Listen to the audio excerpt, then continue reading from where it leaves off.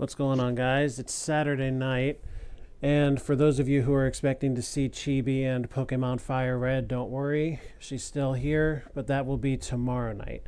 A little bit of a scheduling switch had to be made, so as a result, I am here again with Shadow Toa. Hello. With Shadow Toa. Hello.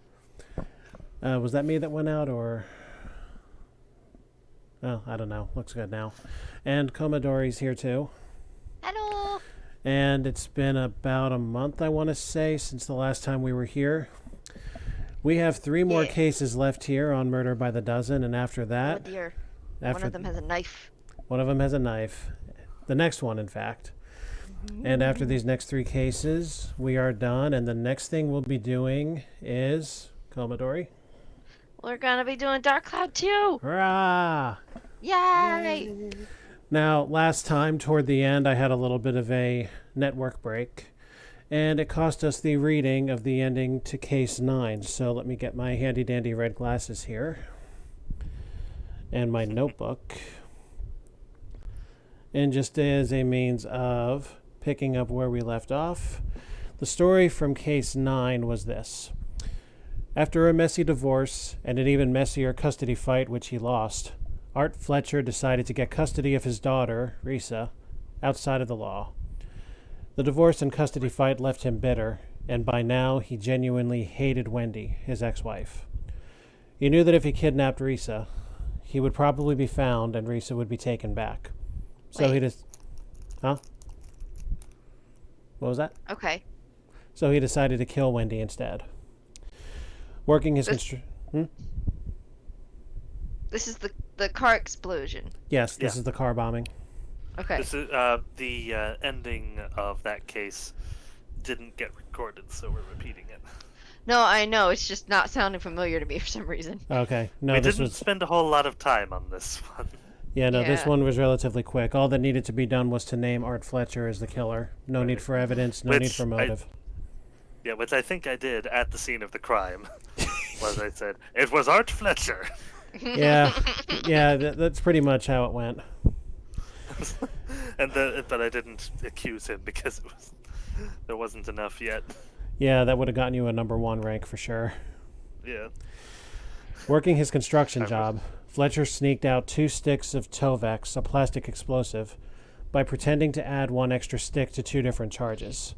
This part I remember. Then taking the extra 2 unexploded sticks for his own purposes. Fletcher used these 2 sticks to kill Wendy by wiring them to her car. Having spent a lot of time at Guanciale's bar, Fletcher knew Guanciale made books, so he wrote the letter and slipped it under the door to focus attention on other bookies. Did it work? No, not really. No. It can be argued that it worked for quite literally 5 seconds. Yeah. Oh, dear. All right, so let me get my handy-dandy manual up. Bring it down to case number 10. And no briefing remaining on this game will be as long as case... What was it? Case 5, I believe, was the super lengthy one. We are not going to have a briefing that lengthy again, at least not on this first game. Good. So, on to case number 10.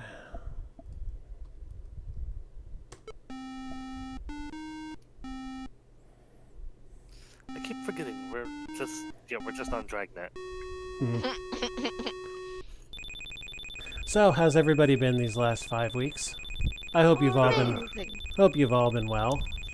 I have been really good, thank you. Good to hear. Good to hear. I'm just. Why is the phone still ringing? Oh, the phone's ringing. I'm sorry. Hello, Vimes Detective Agency. No, well then. Nice description, by the way. Jeremy Todd, loser. Oh, well then. Okay.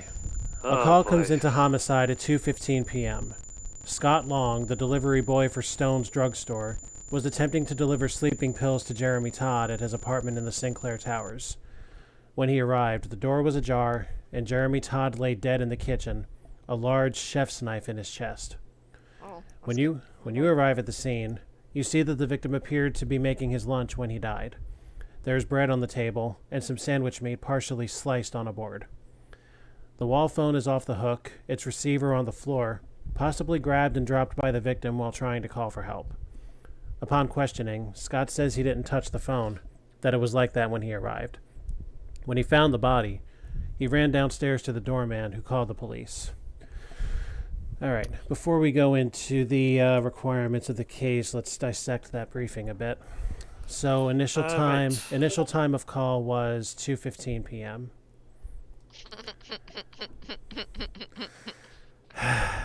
We started already, boys and girls.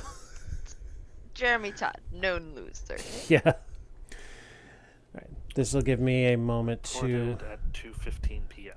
bring the chat up here, which I really, really should have done before we went live, but oops. It's okay. We should get you a fluffy thing for your mic, Kay, at some point. Yes. Wait, what am I doing? Where's my chat doc? Oh, that explains it because it went shut off again. Okay, there we go. We're good. Fluffy thing. Okay, body reported at 2:15 p.m. Scott Long, delivery boy for Stone's drugstore, was attempting to deliver sleeping pills to Jeremy Todd at his apartment in the Sinclair Towers.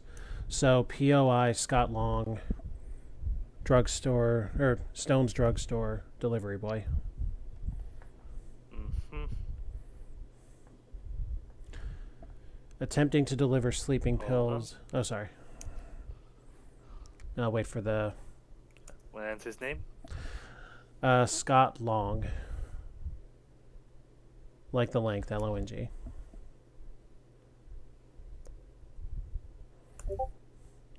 Okay. Mm-hmm. He was attempting to deliver sleeping pills to victim's apartment at Sinclair Towers. Do you guys still have your map, or do you need another copy? New copy wouldn't hurt. Sure. Just a moment.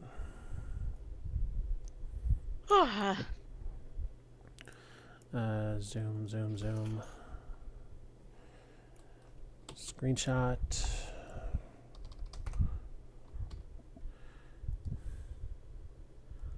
Okay. Clippy clip. Send.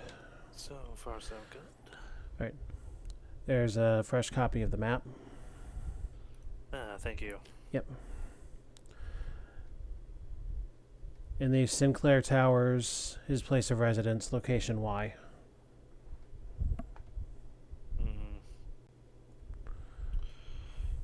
Okay. All right, let me zoom back out. There we go.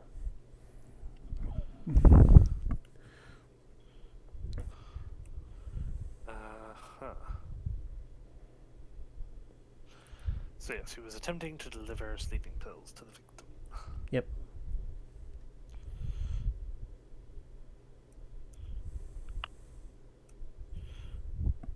Hold on. Mm-hmm.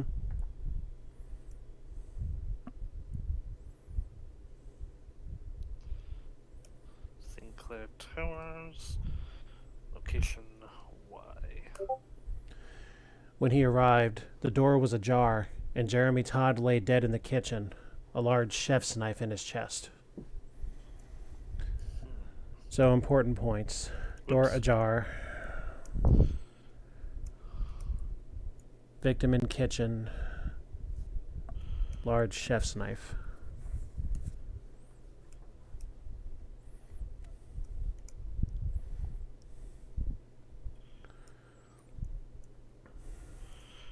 Okay. In his back? In his chest. Chest.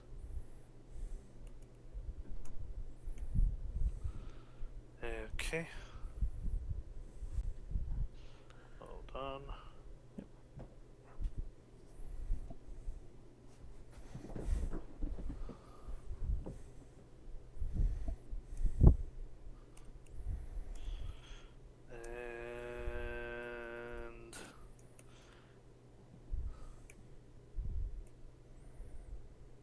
at Stone's drugstore is location F. Mm-hmm. All right, cool. As evidenced by the bread and lunch meat laid about, or sandwich meat, it says. But anyway, he appeared to be making lunch at the time of death. Mm-hmm.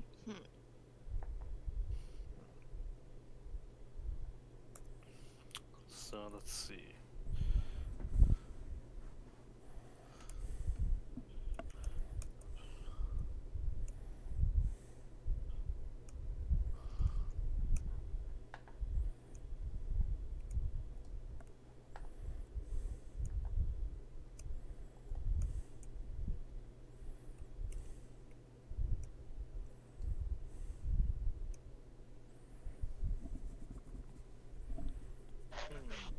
Interesting. Mm-hmm. Wall phone off hook, receiver on floor. Victim may have been reaching for help.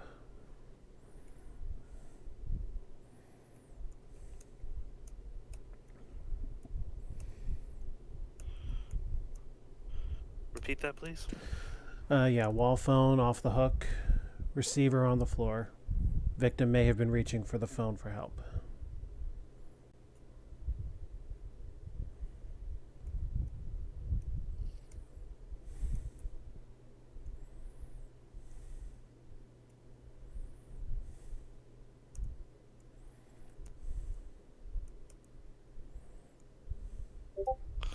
Okay, cool. Upon questioning, the witness, Scott Long, says he didn't touch the phone, that it was like that when he arrived.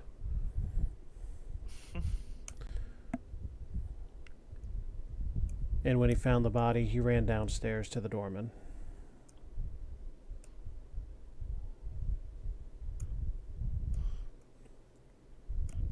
Guys, real quick, I'm gonna restart. I'm gonna be right back. Yeah, no problem. We'll finish the briefing here. All right, thanks. Immediately went to alert the doorman. All right. Yep. Cool. And then it was the doorman who made the call. Right.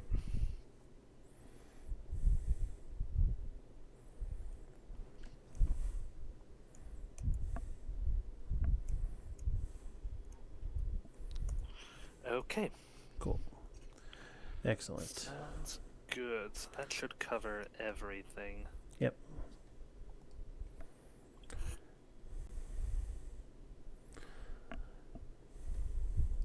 I will bump it ahead to the point of the opening screen, and then we'll go over the case requirements when Coma returns. I am here. Oh, you're here. Oh. Okay, cool. Yes. All right, so Vimes.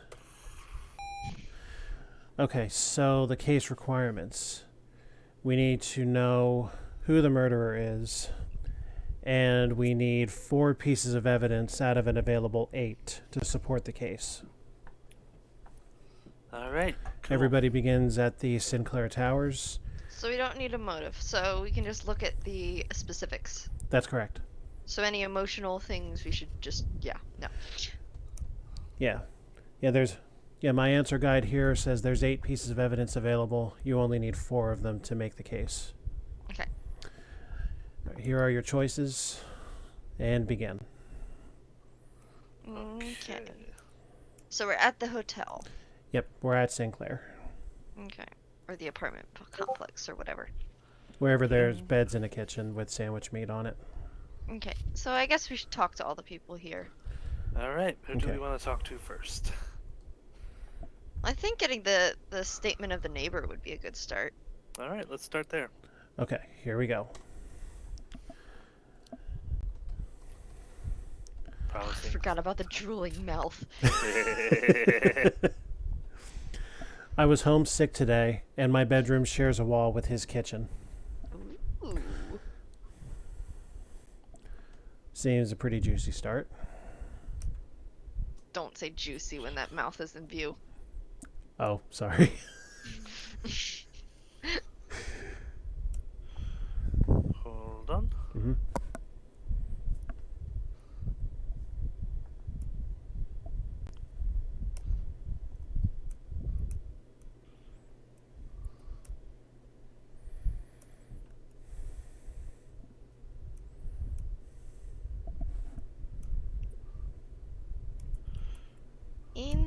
Interesting. He. Okay.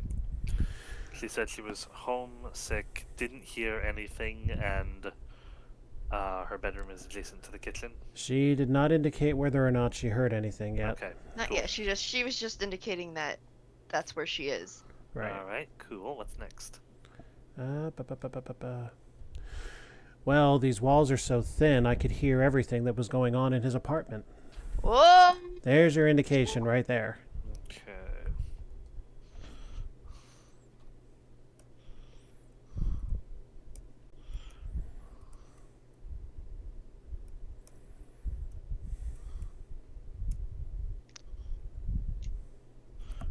First-hand witness testimony. Okay. Too bad there's no cross-examination to come after it. As Yeah. you know. Objection! I mean, Why anyway. didn't you call the police? Anyway, all morning he played one record after another, and then at around 11:45, he stopped. So he kept playing records. That's music for those of you in the audience who aren't versed with 1980s culture. Okay, You know, those vinyl things. And do we know the time of death? Yeah. We know. Well, not the time of death. We know the time that the initial call came in, which was 2:45. As I scroll up to find it. What time did he stop playing? 2:15. 2:15 p.m. was the time of the call. 11:45 or 11:45 a.m. was the time that the record stopped. She says. So that would be a more accurate time of death. Not necessarily. That's another good thing to check. I think we should look over the kitchen, because if he was playing records, and he was cooking, then he should have had the gramophone with him in the kitchen with him. And if he had the gramophone in the kitchen with him, it should still be running. Yeah, we can do that in a moment. There's more material here. Let me check. That's a good point. Let me check the next number. Then I heard him laugh, and he yelled something like, "I only wish I could live to see you hang, Opal." It was something like that. Okay. Being that it is a quote, I will drop it in the notes for you. Okay.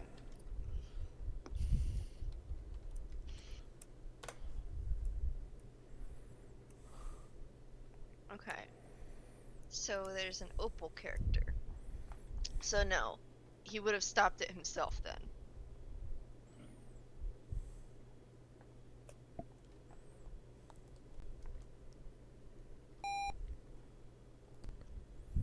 Alright, do we want to talk to the superintendent or the doorman? Yeah, sure, because if somebody was in the apartment... Oh, no, that means he was on the phone. He wasn't calling for help, he was talking to someone on the phone. Possibly.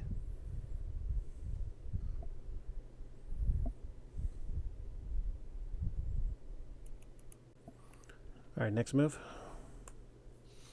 Yeah, let's talk to the super, see if anybody came in. Okay. Caleb, you're caught up, right? Yeah. Okay.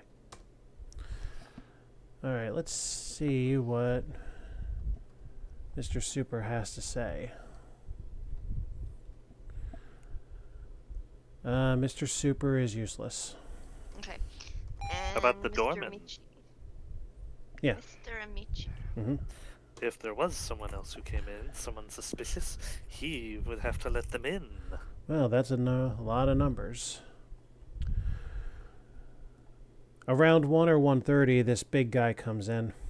Says I should tell Mr. Todd that Wee Willie is here to see him. Sorry, what? You're going to make me repeat that, huh? Around 1 or 1:30, this big guy comes in. Says I should tell Mr. Todd that Wee Willie is here to see him. Noon or 1:30?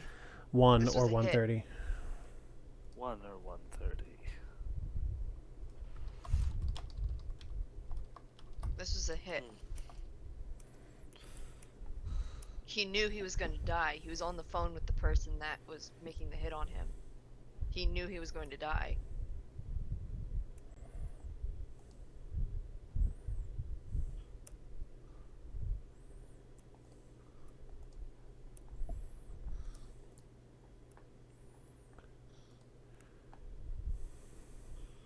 So I'm guessing this is some kind of gang activity of some kind, and this Opal is a higher up. With a Y or an IE? IE.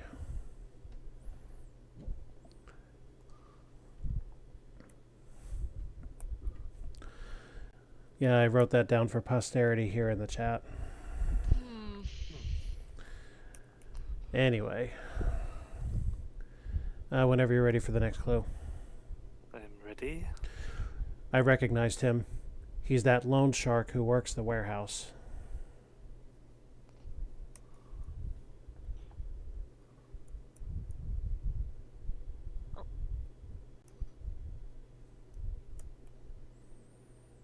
Okay. Do you have the letter of the warehouse marked? The warehouse is real easy. It's V. Yes. And next clue.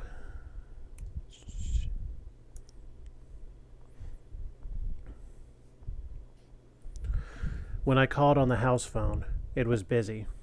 The big guy says he's going upstairs now. He wasn't going to wait. He was on the phone with Opal. He was on the phone with Opal, and this guy comes and makes a hit on him. Say that again? Who, me? Yeah, no, the evidence again. Oh, okay. When I called on the house phone, it was busy. The big guy says he's going upstairs now. He was not going to wait. Okay.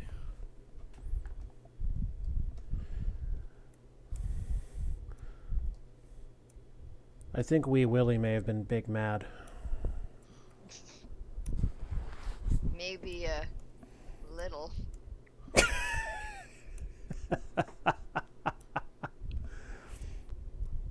Among all the other things a lesser streamer would say right now. Boy. Okay.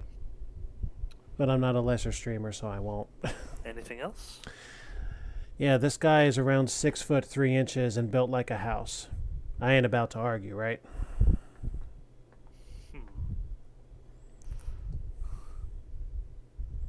So basically, this guy's big. Okay, cool. Anyway, about 10 minutes later, he comes back down and tells me I should forget I ever seen him. 10 minutes. Mm-hmm.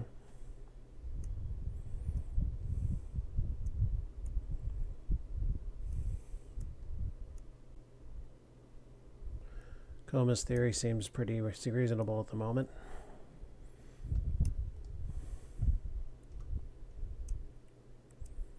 You totally want to solve the case now, right? Well, we need 4 pieces of evidence. Yeah, we do still need 4 pieces of evidence. Yeah. I think we have our guy, but we do need to find some hard evidence on this, and I think we're going to find that by looking into this Wee Willie character and this Opal person. There's a timeline split that I'm not happy about. What? You say that he was on the phone with Opal? Mm-hmm. Are we assuming that he was on the phone with her when he died? Well, he said the line was busy when he went to call him on his phone. A 1 hour and 15-minute phone call?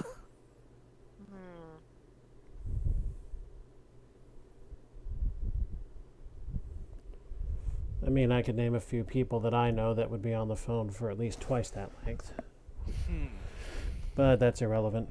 Anyway, what next? Yeah. Well, we should investigate the scene of the crime. Yes. That Yeah, sounds... let's look over the kitchen. Okay. Let's see what we've got here. Today's date is circled on the calendar. Roebuck at noon wants to settle. Fat chance is penciled in. Hmm. Hmm.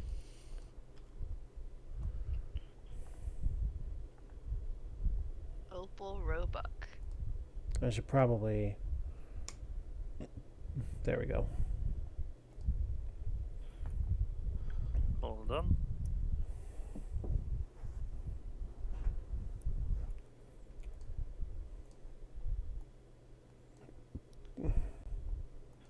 Where is that calendar? Well, we're investigating the kitchen. I don't think it says. It's just the calendar in the kitchen. Yeah, it doesn't say where in the kitchen. It's in the fridge next to the eggnog. And the other two numbers appear to be useless. Ah, butts. Okay. Okay, Roebuck is... Where is he? Hmm? Who is Roebuck? Hang on, we might need to go through our notes again. Well, I was thinking that Roebuck might be Opal. Flower shop. Okay. Oh, Roebuck lives... Oh, he owns the flower shop? He or she. Ooh. This is exact. Okay. Yeah, the reason we now keep a copy of the map is because of that issue we had in case 6 where inferences had to be made, such as that one. Okay. So we have two leads at this point. We can either go to the docks to try to track down Willie, or we can go to the flower shop and try and track down Opal.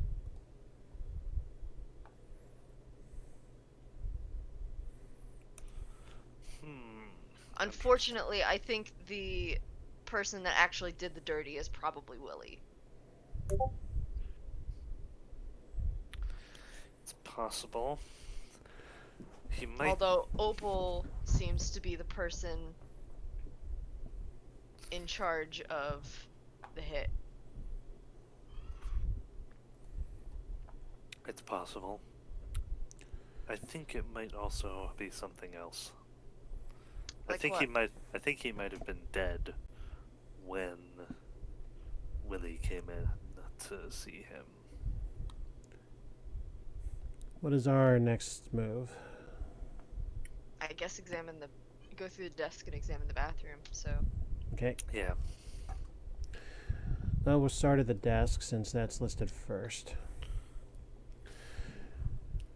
There is a letter to Roland Williams in which he discusses a lawsuit against Lawrence Roebuck and his florist shop. Aha! So that's a hard line. There's a further To the location. flower shop. Yeah, and there's a further location lead in there too. Right. Right. Oh, now they're giving us location leads. Yeah, and this one's got a hard reference to letter K too. This one is a piece of paper? What? There is a letter addressed to Roland Williams in which he discusses a lawsuit against Lawrence Roebuck at his florist shop. Lawrence Williams.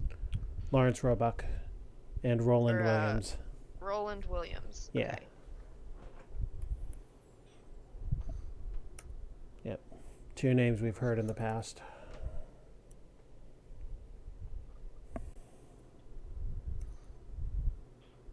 How do you spell Lawrence? Lawrence.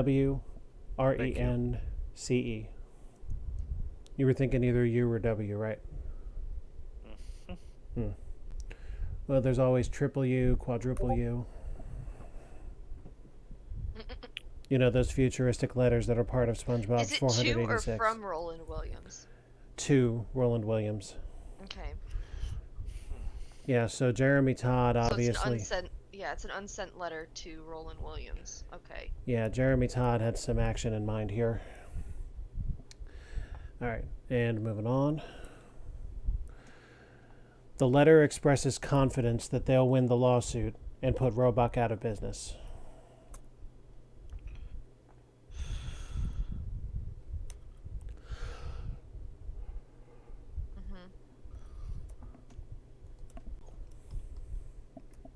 don't think he's talking about the flower shop. Is there anything else of worth here?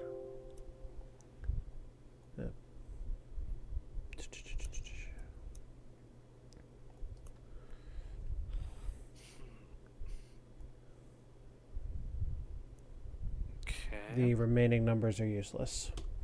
Okay. The next go is the bathroom. The bathroom. The bathroom. I don't like these. All right. There is a half-empty vial of morphine pills. The prescription was written by Dr. Resnick. Okay. And I'm pretty sure that's exactly the lead that we should have been getting on the case where that was a problem. Oh my gosh. So thanks a lot, way too late, you morons. Half-empty vial of morphine pills. Yep. So Prescription. at this point we need well, to read the last number. Yeah. I'll continue my train of thought after that.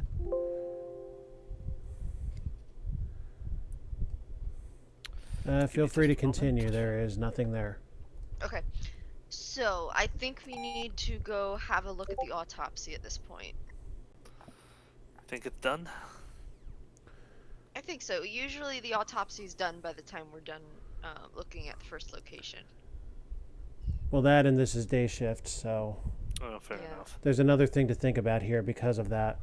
I don't know whether this is true or not, but there may not actually be an autopsy report because this was not an overnight handoff. We can check. I don't think there's harm in doing that, but I don't know. I can't promise that there's going to be one. Okay. Let's just do it. Let's do it. Okay. Yeah. Travel. Location. To the police station. Letter. N. N.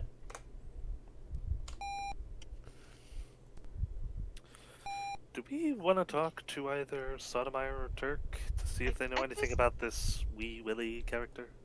I don't know.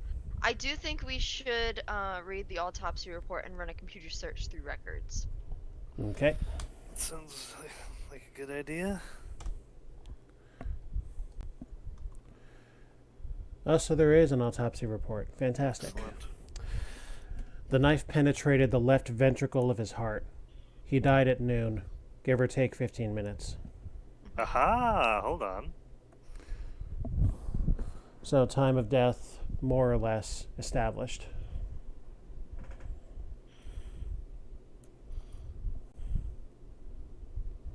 And I guess that means the knife was the murder weapon.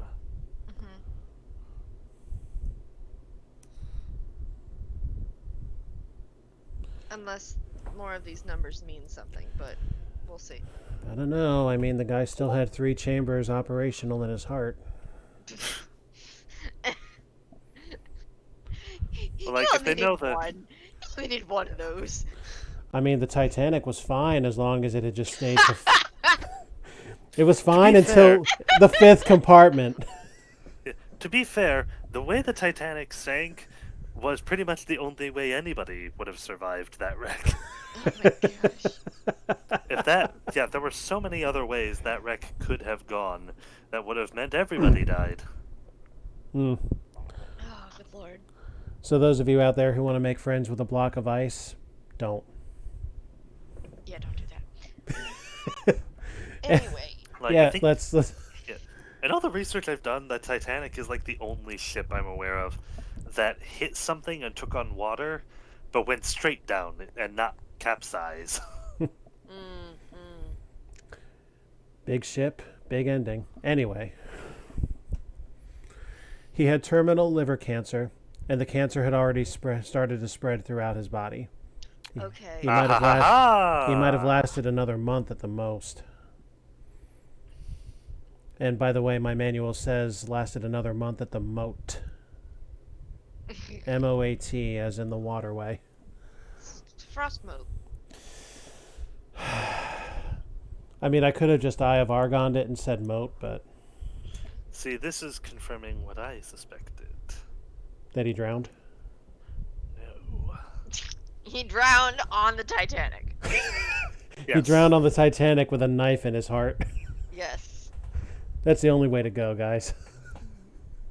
Oh, good lord. Okay, do the other I numbers think mean this might have anything? been a suicide. I'll tell you in a second. Uh, he had 3 times the prescribed dosage of morphine in his body. He probably felt Okay, no yeah. pain when he was stabbed. Yeah. Yeah, I do think this is probably a suicide then.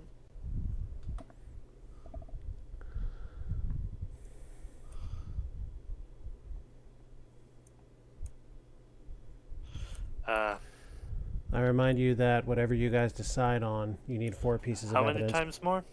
3. 3 times the prescribed dosage.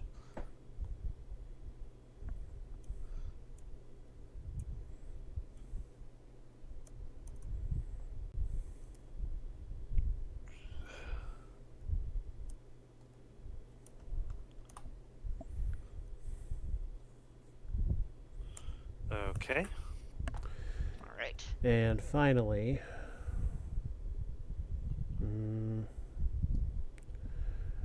there's no sign of a struggle. No bruises, no skin under the nails, nothing. So why was this Willie character going up there then? To collect. I guess so.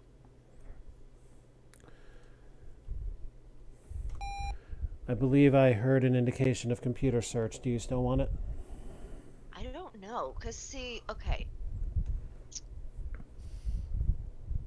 I guess it just depends on what counts as evidence, because looking through the autopsy report, it seems like this is a clear suicide because the amount of morphine, we found the morphine, so that's a piece of evidence. There was no struggle. And the knife was his. We don't quite have enough. We should probably be thorough.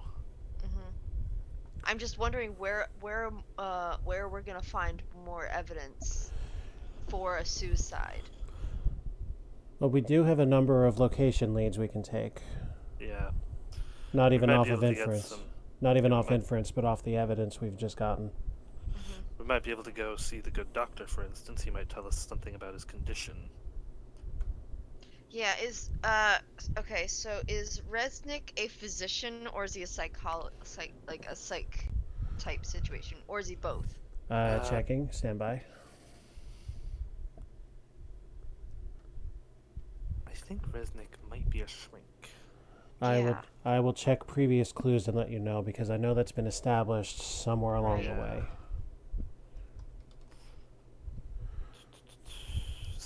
He's not at the city hospital.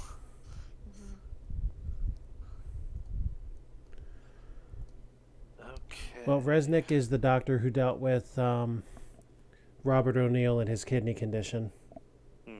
So that would seem to indicate that he is at least an internal medicine guy. Okay. My thought is that I think we do go talk to Dr. Resnick, because at this point we need to know if anybody else had a beat on his mental state. Yeah, we do have a legitimate lead on him, namely the prescription was written by him. Right. Okay, location? Well, yeah, so we'll go to P, Dr. Resnick. Okay. Yeah, I don't We need also to... have a timing reference. Yeah, I don't need to go P yet, but...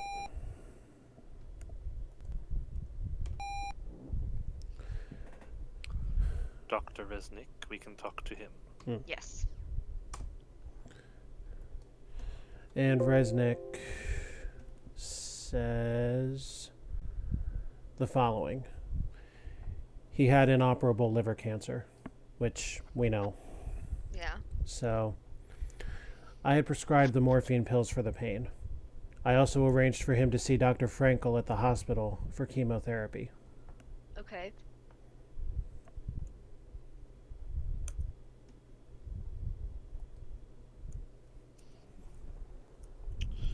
Okay, just a moment.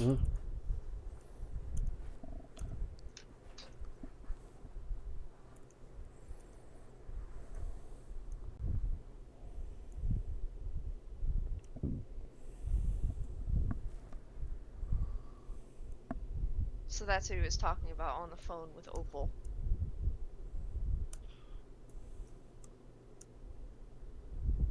And who did he suggest he see? Dr. Frankel. Frankel.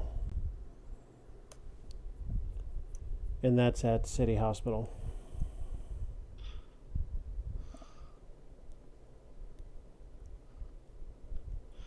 Which is location what again? Let's see. Z. Mm-hmm.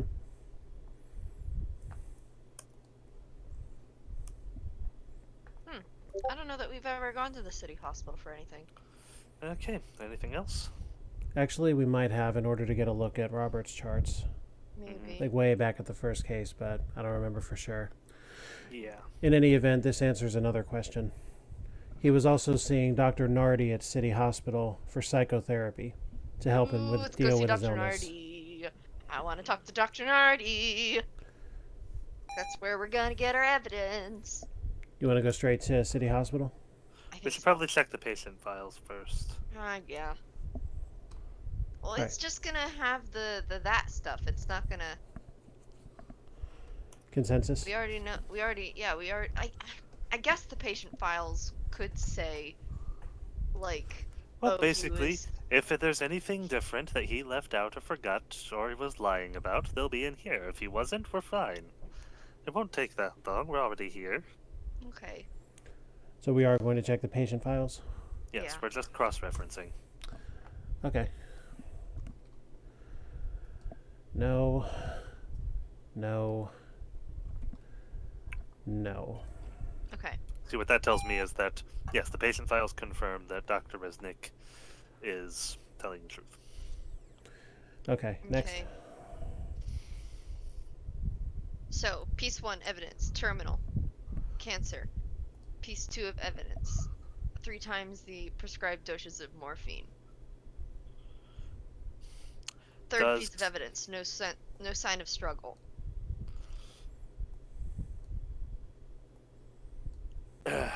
Alright. So, once we're done with this guy, there's one other thing I want to check. Mm-hmm.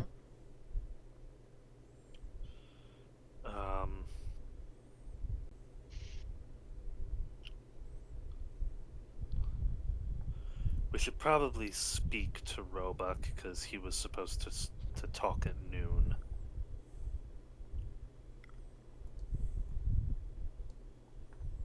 I think that's what the phone call was. It could be. It would just help us confirm things. Mm-hmm. We don't know who or what Opal means, but he was talking to someone either by that name or nickname or Honestly, pseudonym. I think that's a red herring in this situation. I think I need to make an executive decision here as I'm looking over the answer sheet. Oh. List me your evidence again. No sign of struggle. 3 times the prescribed dosage of morphine. Terminal liver cancer. Okay. Because of the fact that I disagree that it is not on this list, I will tell you that no signs of a struggle is not admissible evidence. Alright, so the second 2 are. Yeah. I don't, Okay. because I don't agree with the fact that that's omitted from this list. That's what I'll Yeah. grant you here. Mm-hmm. Yeah. Because that's a big point. It's like Yeah. if there were signs of struggle, that would be a huge piece of evidence. It's like, okay, this was a murder, not a suicide. Yep. Yeah, so I'll also grant you that inoperable cancer is 0.6. 3 times the dosage is 0.2. So you do have 2. Alright. But yeah, I do think we need to talk to the psych guy. At location Z. Alright, let's head to location Z.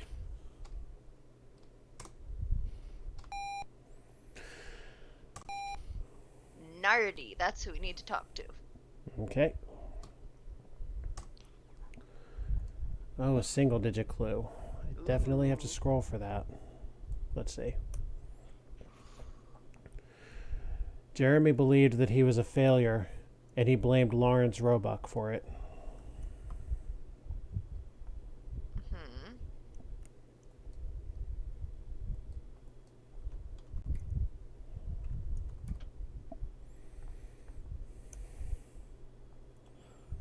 Huh?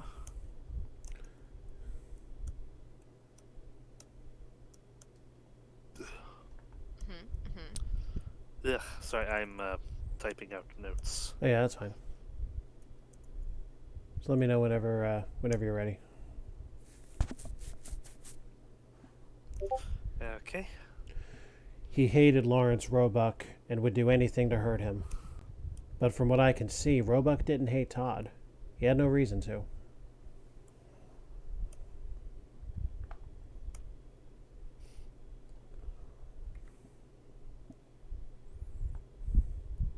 Odd.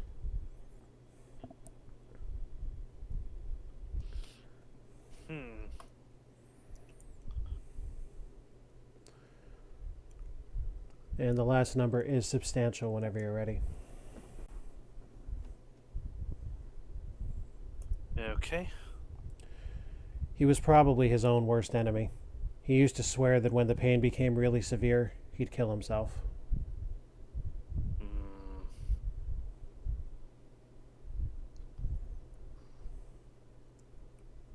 So we have a psychiatrist's testimony that he was suicidal. I would say that's a piece of evidence.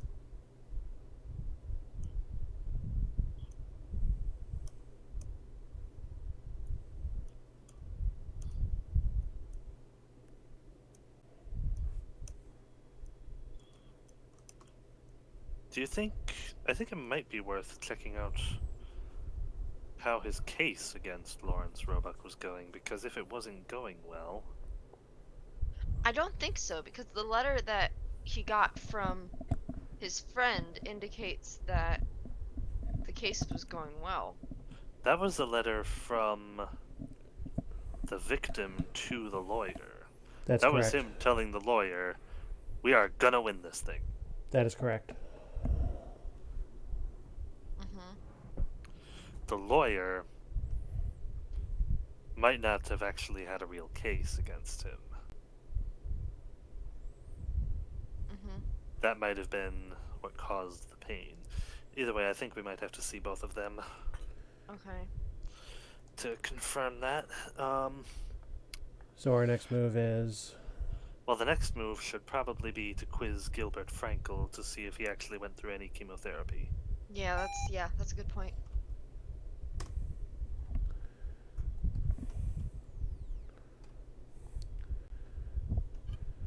Whoever killed him wasted his time. He was a dead man already. He never would have lasted more than another month. Which we've already heard. Yeah. Doctor's testimony, that just supports the previous evidence, that's fine. Yeah. So I do think we have 3. He had inoperable liver cancer, which we've seen. Go on. Yeah, we have psychiatrist's testimony that he was suicidal and evidence that he consumed 3 times the prescribed dosage of morphine in his system when he died. What we need now is an inciting incident. Police speculation says that he wouldn't have even felt the knife. And that's according to the autopsy report. Yeah. That's why I say it's police speculation. Yeah. We were trying chemotherapy, but frankly, he didn't have a prayer, and he knew it. Alright. So he was at least trying it, meaning he was fighting. There must have been an inciting incident. Well, the doctor says that, in his opinion, he knew that he was going to die. Yes, I'm saying there must have been something that happened to drive him over. Some news, some epiphany. You know what? I think we go to the flower shop at this point. Because he was on the phone with an Opal. And he wanted to see Opal hang for something. Yeah. And it had something to do with that flower shop. Alright, I've heard flower shop and I've heard law offices. Consensus? Let's go see... Let's go to Lawrence Roebuck's. I want to figure out this Opal business. And if this is who he was talking to, that would be the place to go. Because that's another good point. This Opal person is the last person he was talking to before he died. K. Destination? K. If we can confirm that that was on the phone, then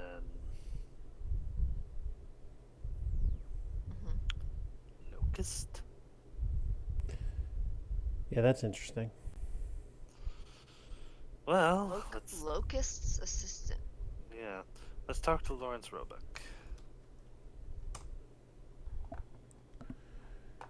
Oh, he's obviously drooling to speak. Mhm. Maybe be nice.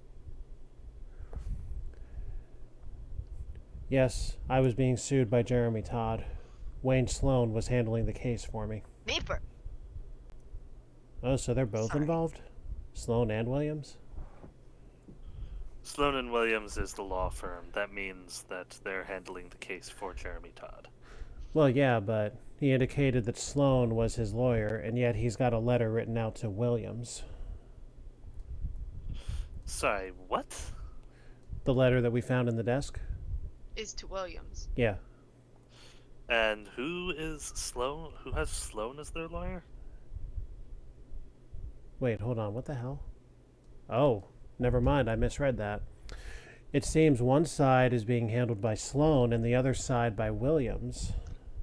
That's very interesting to me. That's a conflict of interest. Big Yeah. time. You got business partners battling each other. Okay, so here are the facts of the case. Roebuck knows he was being sued by Todd, and Sloan was handling Roebuck's side. So are we going to get another riveting diatribe about people and their jobs? Yeah, probably. What kind of a law firm is this?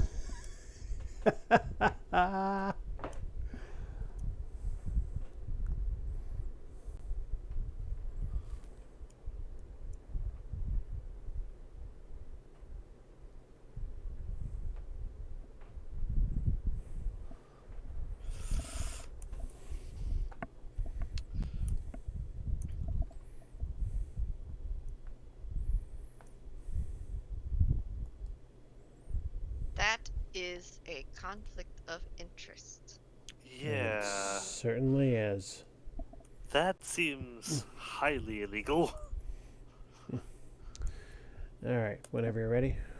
Yeah. I don't know. Let me look that up. There you go. Well, if you're taking notes, Shadow, I can read the next clue while the research is going on. Yep, I'm good. I was here all day. Never left the shop. Okay.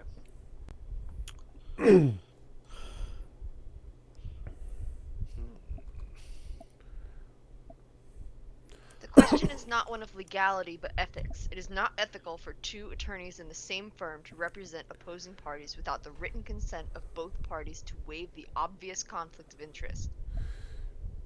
I mean, there's nothing to suggest that that did or didn't happen, so we don't know. We don't know if there's anything ethical involved here. Yeah, there might It's be some funny questionable. business. Yeah, there I might mean, be It some implies funny that business there's going on. it implies that there's a lack of ethics Yeah, I mean, I at the wouldn't. law office. Yeah. Yeah, I mean, that's not something I would do anyway, but who's to say? Okay. I was in the office, so anyone who might have come in wouldn't have seen me.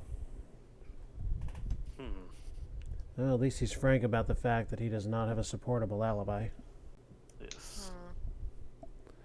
and the last number is useless. So that's okay. So, do we want to talk to Billy Dern and Lenny Yarrow to see if they can back up that alibi real quick? Just to...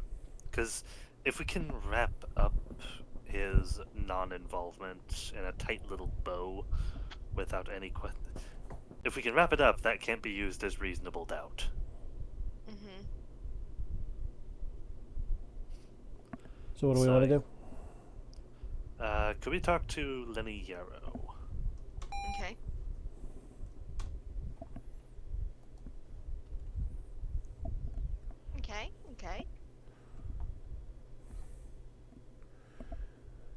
Naturally, I love Lawrence and might even lie for him, but I don't have to. He was really here all day. Wait, who are you again? Lenny Yarrow, Locust's assistant.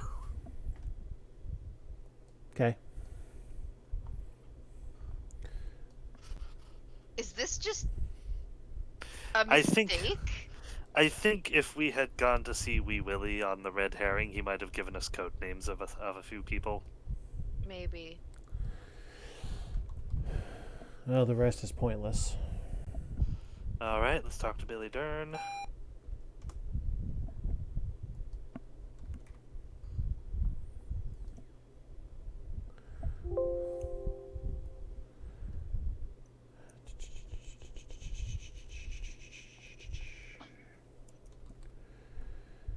Nope. Okay. That, yeah. What are you hoping to find? That was all I was hoping for, actually. There's an airtight case. It's not airtight, but just so long. Yeah. He is providing the alibi. If no holes can be poked in Lenny Yarrow being there, and no one can prove that he's lying, he is effectively the support to Lawrence Roebuck's alibi. That means, in a court of law, yeah, it's going to make the defense work a lot harder to try and break that alibi to introduce reasonable doubt that Lawrence Roebuck could commit the murder. He's right. That case currently couldn't be made under that circumstance. Right. What was the wait. Okay, so I might just be confusing something. So there was another murder that took place. Mm-hmm. No, just the one. Okay, so why is he suing Lawrence Roebuck then? Because he blames him for his life. We don't know anything about his case. So I guess we should talk about talk to the law office. I think that's a good idea. Okay, so we want to travel? Yeah. Location? The law office is T. So hold on. Hmm? What's up? Roland Williams. I'm writing down Ronald. 2 more persons of interest. Oh, It says good. Ronald. Yes, and my book says Roland, so somebody Somebody screwed the messed pooch up. here. And, What kind of a game is this? and there's another job-related speech. I look forward to these so much. And then 1 more.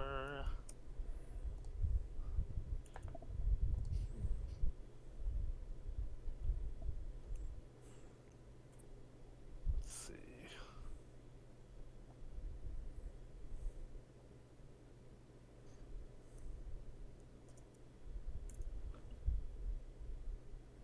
Okay, done. Okay. Who do we wish to talk to first? Wayne Sloan or Ronald Williams? I guess it doesn't matter.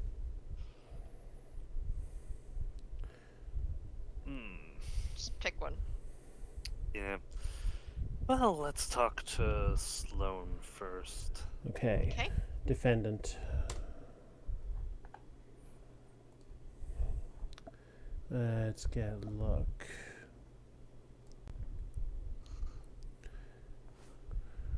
Todd and Roebuck were the best of friends until Todd lent Roebuck $10,000 to open his flower shop.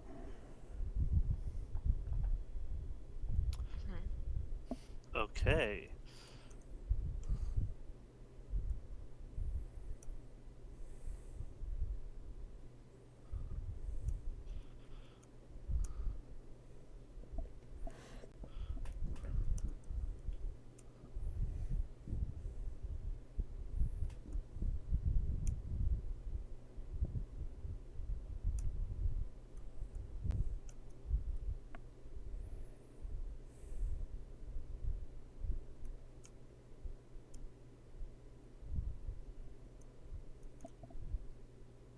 Okay. Todd's lawsuit was a farce. The money was to be repaid over 4 years, $2,500 a year. There was never a repayment on demand clause because there were no clauses. It was all done as an oral agreement. Mm-hmm. If you'd like me to dissect that slowly, I shall. Whoop. Ah. Itch.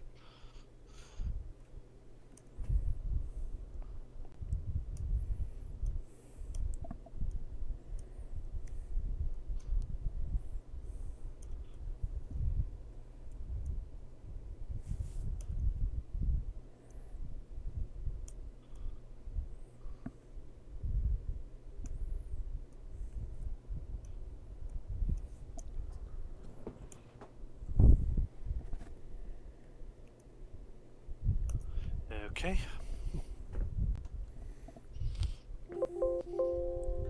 I guess it would help if I erase the other number first. There we go. In any event, Todd was offered a chance to buy into a computer business and suddenly needed that money back.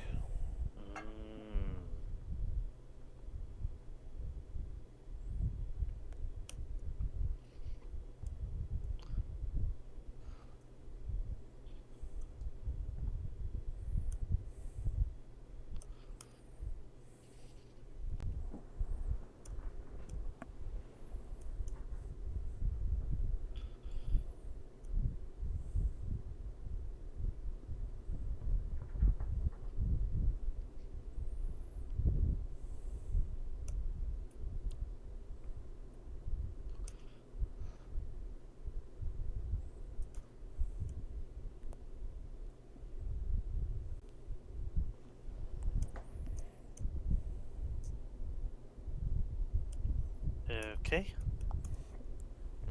Lawrence had already used it to buy the store, so he didn't have it to give back to Todd. Right. Okay. Okay. Just today, around noon, I called Lawrence at his store. I spent a good half hour explaining why Todd had no case. Okay. Aha. That's an alibi for you. And it's also a reason for the victim to commit suicide.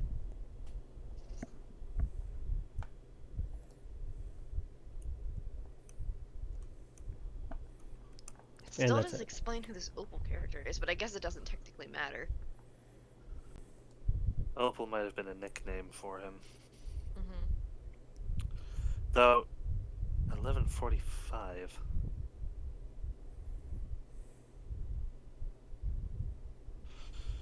Well, if that's all from him.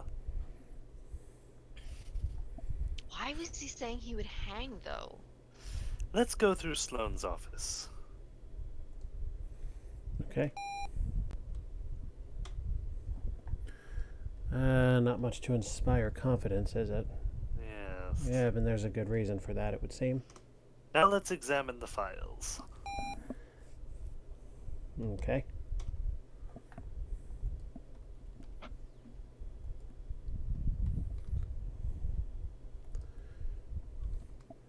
It's like reading blank paper. Okay. Cool. So now we should talk to Ronald Williams and see what he thought of his client's case. Mm-hmm. Okay, he had many thoughts. Oh, wow. He has a lot to say. Well, 19's a repeat, the one that mentions that Todd and Roebuck were friends until the landing. Okay. We had a good case. And if we won, Todd would have put Roebuck right out of business. Now, anybody want to say it?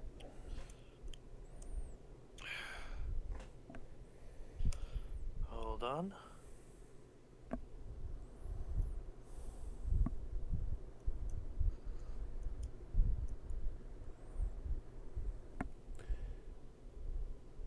Judging by what we've heard so far, if these two aren't careful, the law office might be what goes out of business.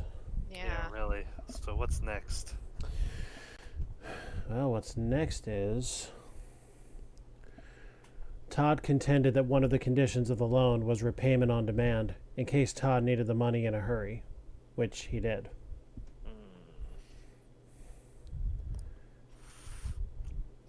Right, but to Sloane's point, was there anything to document that? Right.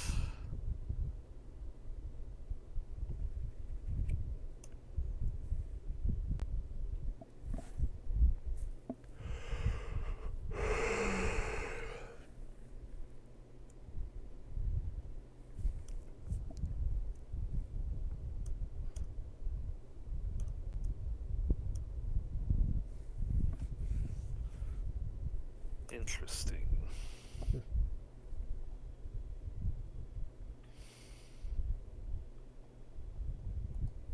Okay, anything else?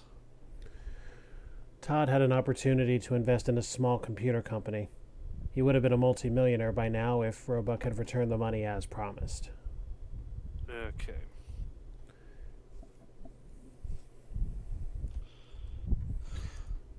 Boy, that's rich. Aha.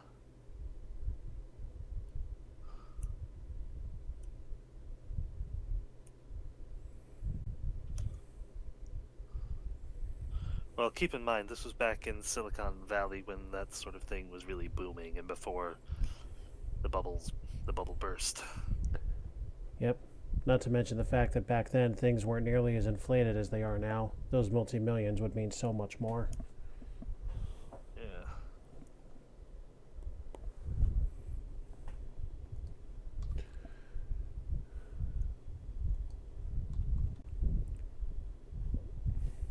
And that's it.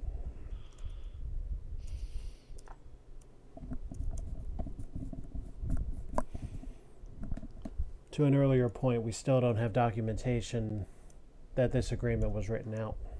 Yeah. It wasn't. It was all oral, right? So According says to Sloan. so says Sloan. So I think we should look around. We looked around Sloane's office, right? And it said nothing. Right. Now, let's look around William's office. Not great. Yeah, he's got nothing either. Should we examine the files? That's already I been already done. have. Oh, okay. So, yeah, that might have been enough. The realization that he had lost an opportunity to become a millionaire, faced with his own mortality already.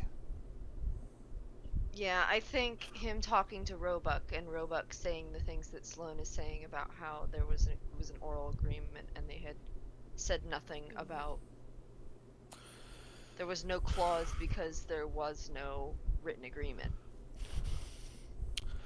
At the very least, we're not finding one. Well, on the legal side, it seems to me that the case would go firmly to Sloan and Roebuck.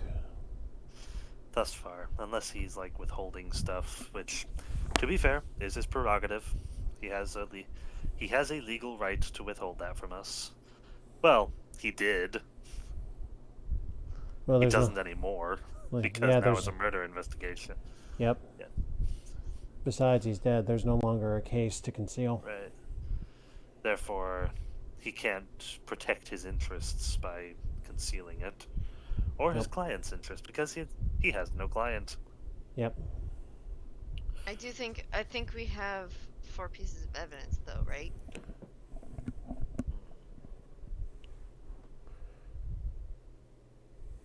Caleb?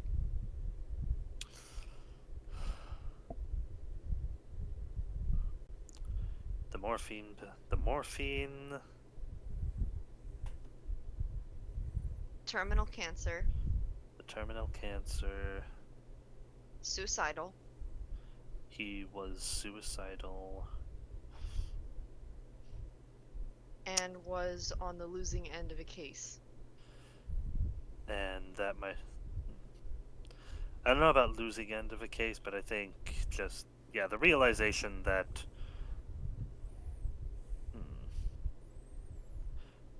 That he was not going to get what he wanted either through death or through the law case, combined with a desire to hurt this person who had denied it that, might have done it.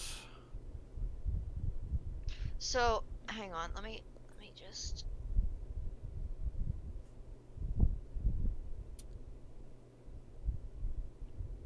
So why did Wee Willie come to speak to him?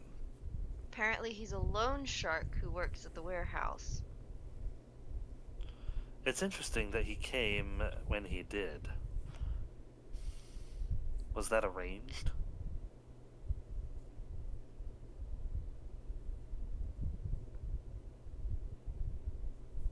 He was trying to set him up for murder. Possibly.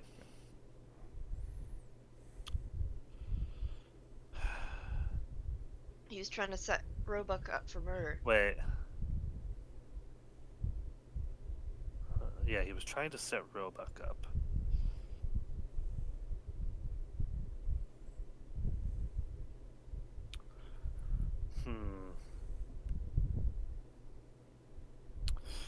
We haven't received any information on whether or not he spoke to Roebuck to settle things.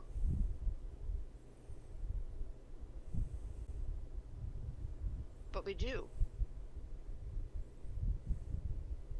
He was on the phone with him. We don't know who he was on the phone with.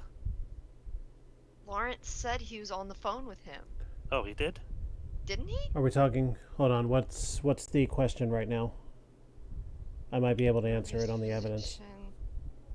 The suit confirms he was being sued by Jeremy Todd. The Southern Boys were handling cases. Claims he was in the shop all day, but no customer would have seen him. He said he was on the phone with him for half an hour. Roland Williams was on the phone with Lawrence Roebuck for half an hour. Yes. Or no, Wayne Sloan was. So Roebuck's lawyer was on the phone with Roebuck. Which locks up his alibi. If his lawyer himself is saying that. So it locks up his alibi. Now, to be fair, they did say that the phone call he made was at 11:45. So whoever he was talking to, it was before that phone call between Sloan and Roebuck. So he could have been talking to Roebuck.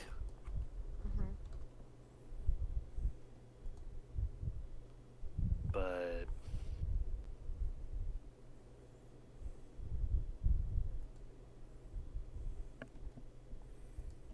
what do we want to do?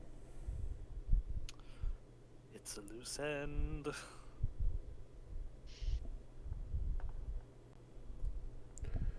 By the way, bear in mind there's nothing to stop you guys from presenting more than 4 pieces of evidence. Because even if 1 or 2 of them are incorrect, as long as you present 4 good ones, it's still a win. Do we want to try talking to Wee Willie and see if he gives us any particular reason why he chose that particular time? I really think that's a red herring. I think so too. It's definitely a red herring, but if he happened to be connected with that telephone call, yeah, I must have consensus on this one. It would just provide another answer. Okay. We don't have to. As you say, we might have enough to just call this a wrap. I think we do. All right then. So we're going to go for it? Yeah. Okay. And here we go. First, name the murderer. Well, it wasn't a murder. It was a suicide. Okay. 4 pieces of evidence, or more if you have them. The 3 times prescribed dosage of morphine in his system. The terminal cancer. He was known to be suicidal. And he may have been feeling like he was on the losing end of a case where he had no other options left. Alternatively, he realized that his case was pointless and his opportunity had either passed or he would never get it in time. Mm-hmm. Let me look down this.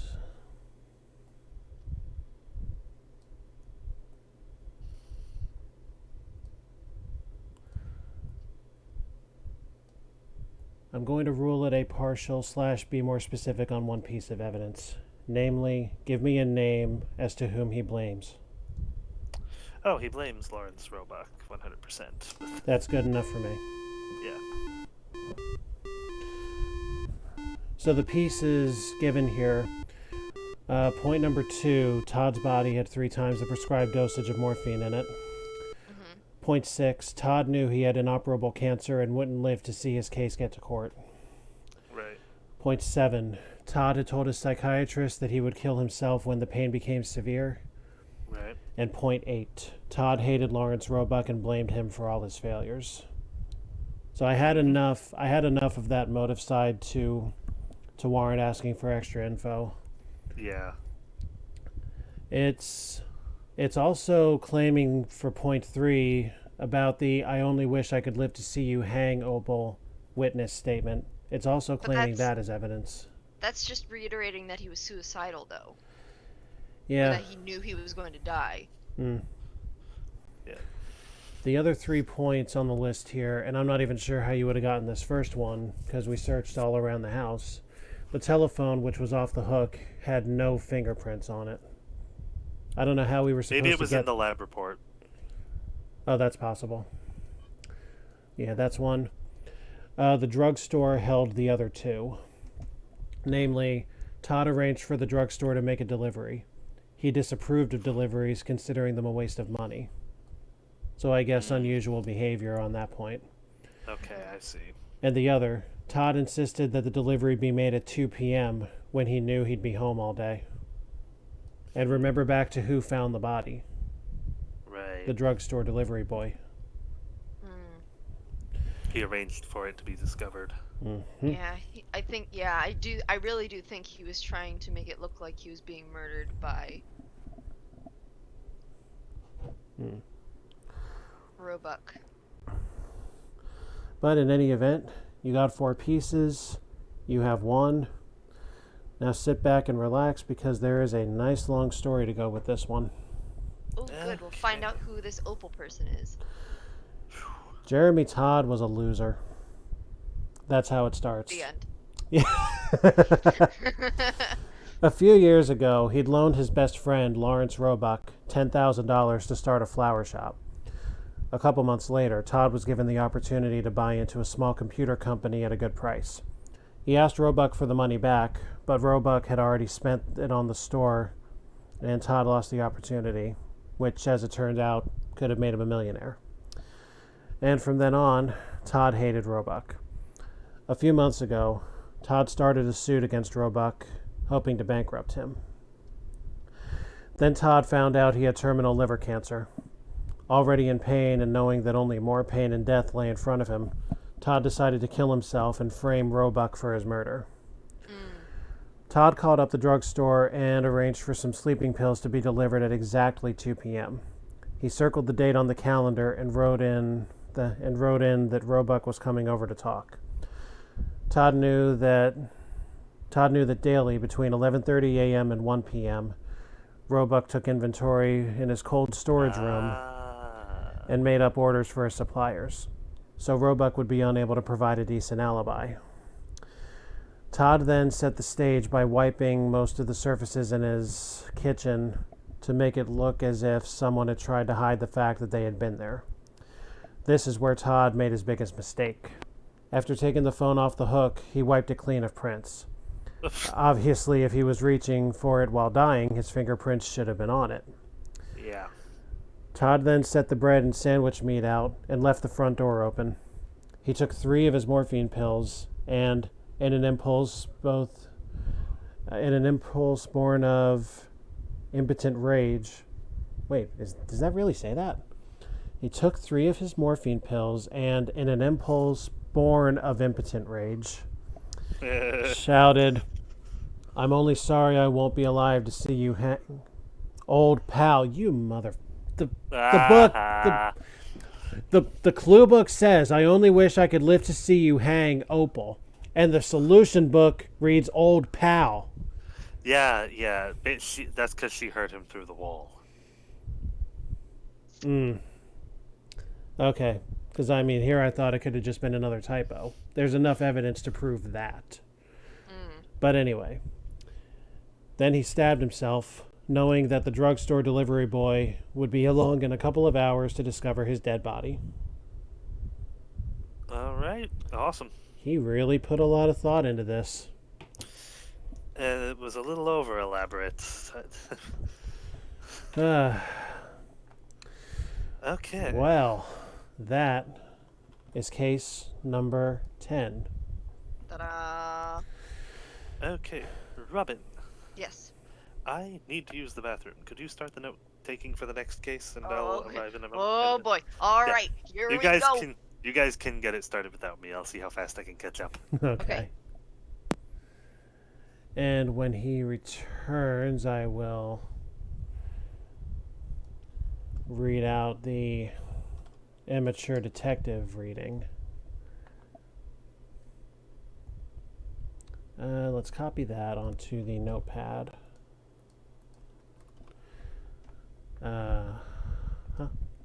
And moving on to case number 11.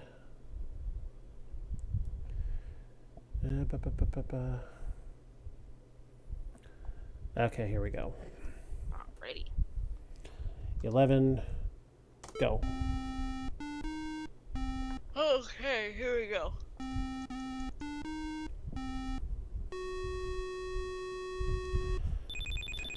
Times Detective Agency. Ring the phone. A call came into homicide at 7:30 p.m. Miss Leonora Tibbet, 82-year-old patient at City Hospital, was apparently murdered in her room. The detectives on the night shift did a preliminary investigation and left you their report. When they arrived at the scene, they found an elderly woman dead on her hospital bed. The sheets were pushed all over the bed, and the pillow was crumpled against her side. She'd apparently been beaten on the head with a hard object, probably the dented metal bedpan lying on the floor near the wall. The detectives questioned all the patients and nurses on the floor, but no one remembered seeing anyone suspicious either enter or exit the room around the time the body was discovered and the alarm was raised. The detective spoke to Franklin Cleaver, Wait, really? The detective spoke to Franklin Cleaver, the orderly who had brought Miss Tibbet a fresh bedpan that afternoon. Cleaver told them that the bedpan had been thoroughly washed and sterilized before he brought it to the victim's room. He also explained that he had an allergy to the disinfectant used by the hospital. It gave him a severe rash, so he always wore rubber gloves while working. Okay, so dissection. All right. Initial call, 7:30 p.m. Actually, let me take a look at the notes you've got here. Okay. Yeah, initial call, 7:30 p.m. Yep. Okay. Leonora Tibbet, yep. 82, murdered in hospital room, in hospital bed, yep. The detectives on the night shift did a preliminary investigation, left you their report. Arrived at the scene, elderly woman dead on hospital bed. Sheets were pushed all over the bed and the pillow was crumpled against her side. If you want to make note about that appearance, sheets pushed all over, pillow crumpled on her side. Disheveled bit. She'd apparently been beaten on the head with a hard object, probably the dented metal bedpan, yep. Detectives questioned all patients and nurses. Nobody remembers seeing anything. Franklin Cleaver had brought fresh bedpan early that afternoon. Cleaver told them the bedpan had been thoroughly washed and sterilized, which I would certainly hope is the case. And orderly has allergy to disinfectant, so wore gloves. Yep, Good. Perfect.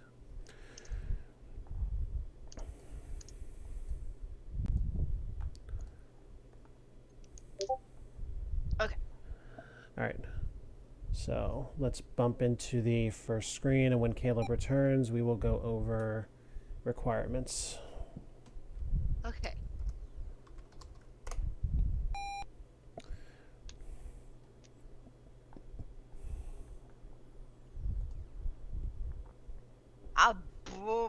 Abromovitz. Try saying that 10 times fast. I will not. Nor will I. Okay.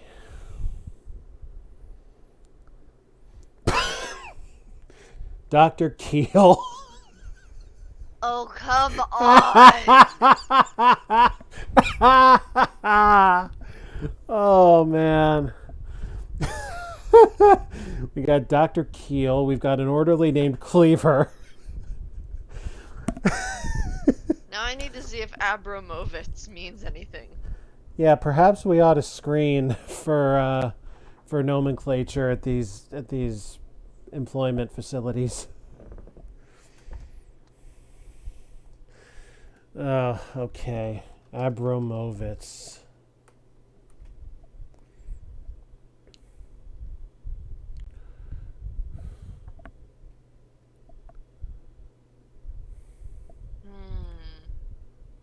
I'm not seeing anything.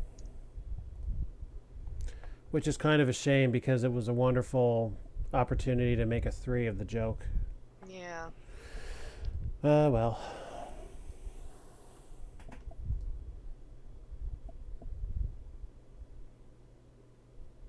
Yeah, it just means son of Abraham.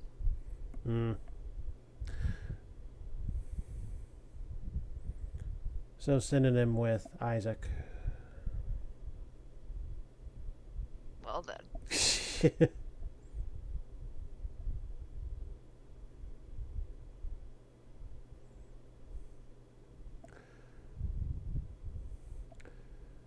Yeah, Caleb we needs actually. to come back because now I have to pee. Yeah, we actually just came through. We actually just came through Abraham in the study we're doing. Oh, nice. Yep. Next up is Joseph, and I am super excited about that because you know I'm going to be peddling the musical the whole night. I straight up told them that if nobody does, I'm just going to recite the entire musical the entire night, all by myself if I have to. No. What, you don't think I can sing the narrator's parts? No, not that. No, it's not that. It's just might interrupt the study for some time. Well, not necessarily, not if we're going over the story in broad strokes, which that pretty much does.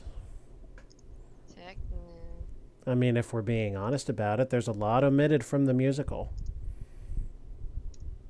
Runtime. 76 minutes.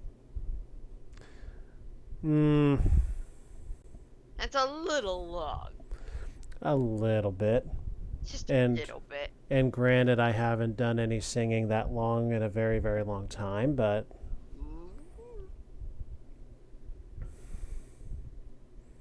I don't know. Yes, 76 minutes is a little long to be interrupting the study. Semantics. Semantics? Yes, some antics. Well, yeah.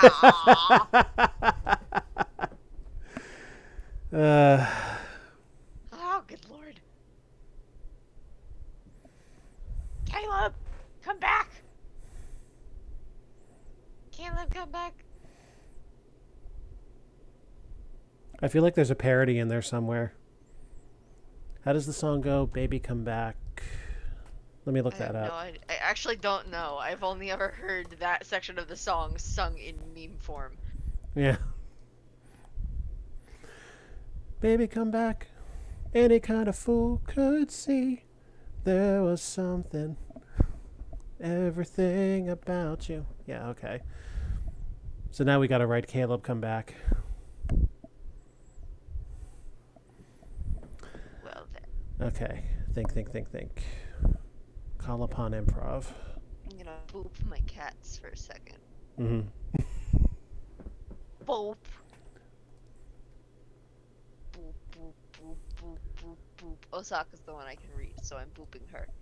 Boop. Yeah, and I feel like Osaka would be the lesser of the reaction. Boop.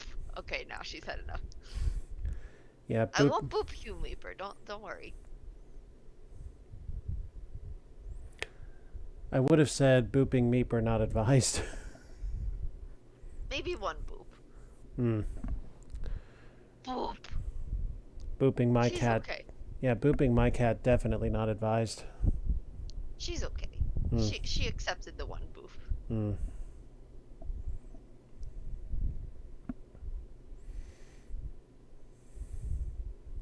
But now Osaka's left.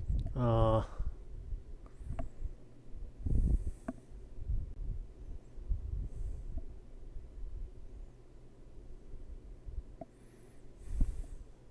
I think Caleb's coming back. Oh, here's a parody for you. Bedpans and broomsticks. Oh no. For those of you who've ever seen bed knobs and broomsticks, or read it, Well then.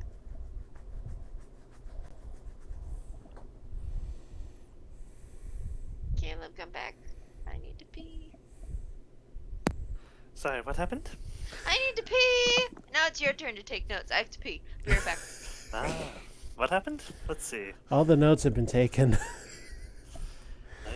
Leonora Tibbet, age 82, murdered in a hospital room. Ooh, in the hospital bed. Signs of a struggle.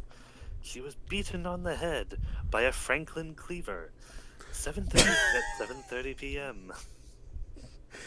That's really the orderly's name, Franklin Yes. Cleaver. And as you can bed? see, the doctor's name, Yeah. Dr. Keel. We've already looked up Abramovitz. It doesn't mean anything aside from son of Abraham. Abramovitz. No, that's a racist joke. Oh, I'm listening. Yes. You really want me to put racism on the internet? Good grief. Yeah. No, not really. Make note of that, though, because I'm kind of curious to hear this after the show. Here, I can just... It's not terribly long. I can just send it to you. Okay. Oh, and also, let me tell you, you're going to want to hear the time from when you stepped away to the time you came back later on.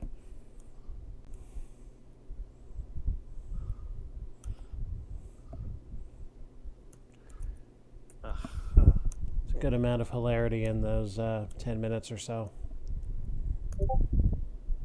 There we go. Well, let's see.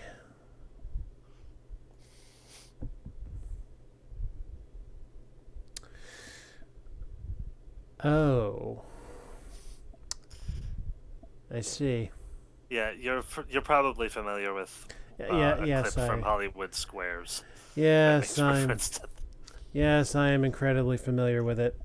And we all know what the worst part of that was. Yeah, that it was true. The fact that it was right. It's like, oh no. Hmm. But that's okay. He can say that because he's actually a part of that ethnicity. So. Uh-huh.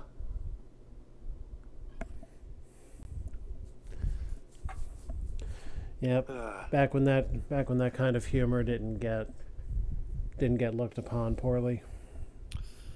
I mean, What it a- was still looked upon somewhat poorly, But not Not nearly quite like now.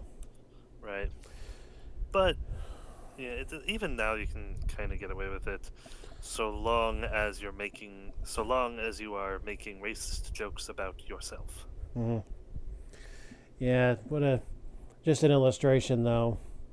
And this was the original Hollywood Squares, by the way, folks. Not like Bergeron era. We're talking Peter Marshall back in the 60s and 70s. Yeah. Basically an illustration of what a different world it was then. Yep. I mean, even in the 80s version with John Davidson, they didn't get away with that much of that. Yeah. I have returned. Unless of course, you're George Wallace talking about delicatessens and whatnot. Mm-hmm. Yeah. Yeah, I have returned. I was telling Caleb he's going to want to listen to the 10 minutes he was away. Really? Oh, Yeah. What did you do? I did nothing. Really? Actually, it was mostly me. But, yeah. Anywho, the victory conditions this time. Let me cycle over here. Okay. Okay. To win, you must identify the murderer. And there is available an action and a piece of evidence which supports your case. You only need one of those two things. An action and a piece of evidence? The manual reads, name the action or piece of evidence which supports your case. The Okay. solution book lists both of these things. Okay. All right. Everybody So, starts at the hospital. Here are your choices, and begin. Yeah. So what I have deciphered so far is that Leonora Tibbet is the victim. She was 82, murdered in a hospital room. In her bed, there was a struggle where she was beaten on the head by a Franklin brand cleaver at 7:30 p.m. No. Franklin Cleaver is a person. Yes. The bedpan was dented. The bed was disheveled as part of the struggle from before. Franklin Cleaver claims to have disinfected the bedpan by himself wearing gloves. Interesting. And also claims an allergy to disinfectant? What? That's why he was wearing gloves. Yeah. The briefing says that he claims the disinfectant gives him a severe rash, allergic reaction. So he wears gloves So wait, too. he washed the darn thing. Yes. Yeah. He tainted evidence. No, beforehand. Oh, good. The bedpan that was brought in is the one that was used. Okay. I mean, all bedpans are meant to be used, but anyway. Also, would you like to tell Robin that lovely little bit about Abramovitz? Yes. Yes. Keel is an obvious joke. Franklin Cleaver is an obvious joke. Abramovitz is only slightly more subtle. It's a racist joke. Okay. Yeah, he sent it to me on private message, and I think Yeah. we better leave the rest of it there, Okay. at least for now. But anyway, where would we like to begin? Seems like we've already talked to Franklin Cleaver. Well, we haven't. The overnighters have. Oh, okay. Well then, I suppose we'd best interview everybody. Okay. Any particular order? I think we should talk to Cleaverman. Cleaverman. All right.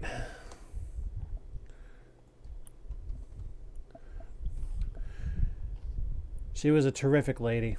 I couldn't believe she was 82 years old. Her mind was sharp as a tack. Okay. Okay.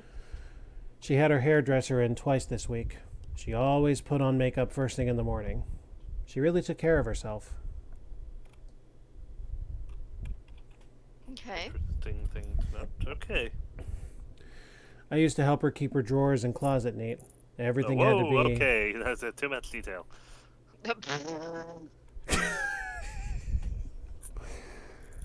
Are we sure he left it neat and tidy? Anyway, I used to help her keep her drawers and closet neat. Everything had to be exactly in place.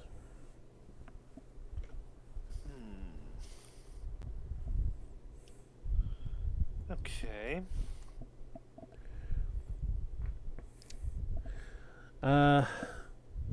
I'm sorry, you said something about too much information?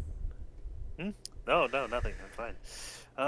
Yeah, well, her shirts, underwear, and stockings had to be folded just so. Her nightgowns and coat hung neatly in the center of the closet. Interesting. She had him folding her underwear. So I was okay. So I was right. Got it. I hate it when I'm accidentally right. That makes things really awkward. Accidentally right. That's becoming a theme after that last bit. Yeah. I suppose we should talk to other people here. Who'd you want?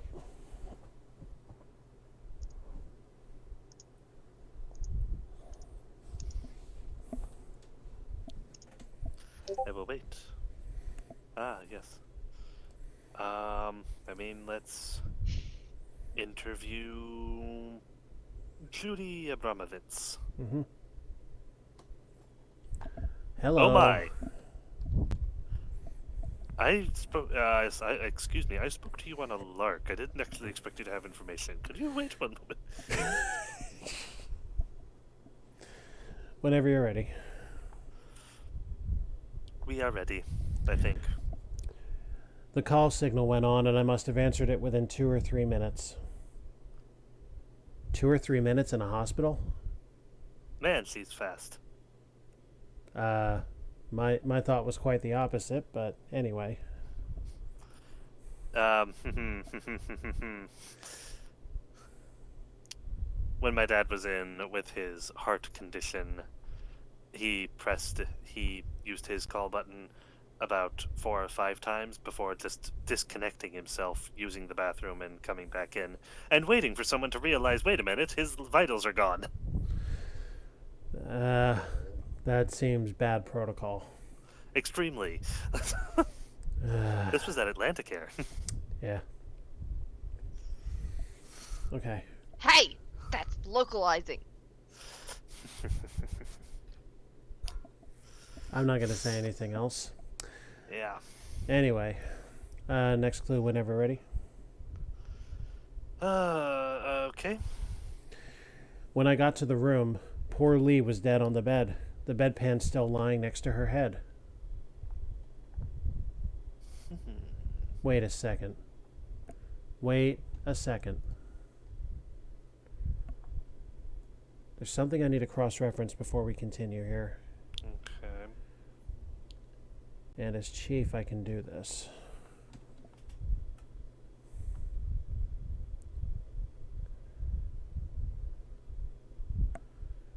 Probably the dented metal bedpan lying on the floor near the wall. And the witness, Bedpan was moved. the interrogate just said, when I got to the room, poor Lee was dead on the bed, the bedpan still lying next to her head. Unless... Was the victim on the floor? Or was she in the bed? She was in the bed. Checking for confirmation. It said she was in the bed because it said Yeah. her pillow was in a specific position with her on the bed. Found an elderly woman dead on her hospital bed. So something's not meshing here. So wait, what's the witness saying? Repeat it. The witness says, when I got to the room, poor Lee was dead on the bed, the bedpan still lying next to her head. Okay. But Victim there's in bed. but they were Bed. saying that the bedpan was on the floor. Pan next to head. Conflict. Yes. Hmm. Who are we talking to? The nurse? A nurse. Oh yeah, we're talking to the nurse. Bedpan was next to the wall.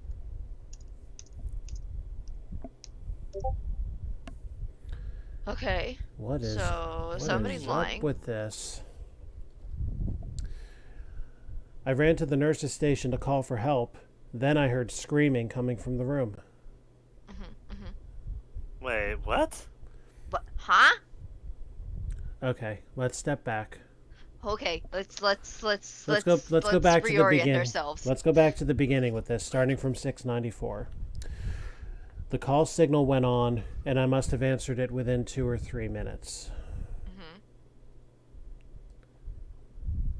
When I got to the room, poor Lee was dead on the bed, the bedpan still lying next to her head. I ran to the nurse's station to call for help, and then I heard screaming coming from the room. Maybe this conflict will resolve itself as the interrogation continues. Are we ready for the next one?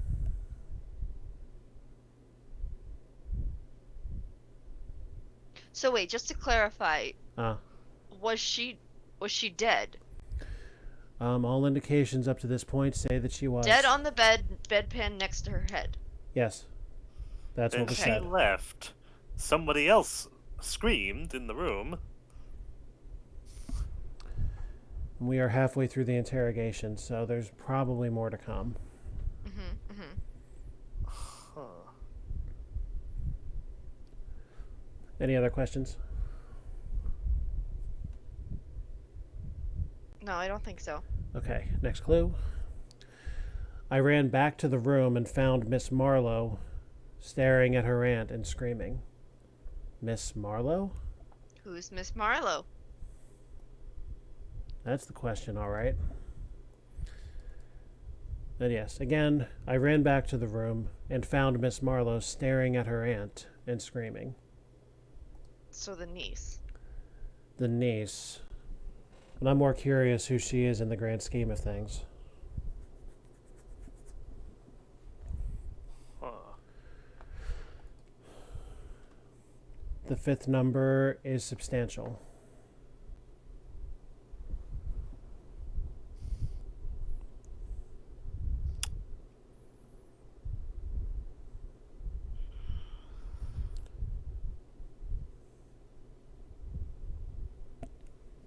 Are you ready?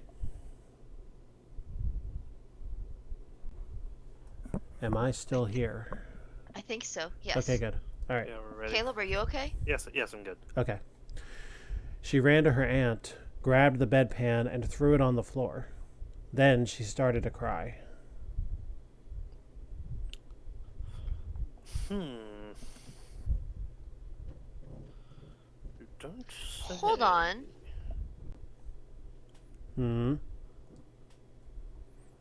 Did she... Was... Huh.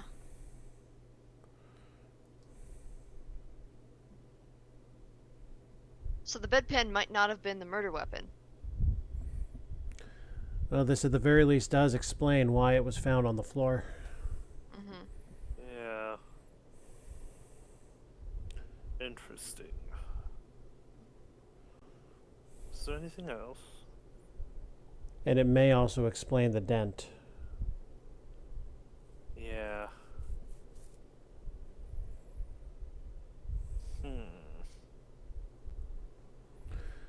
Let's see if this last number is meaningful. Okay.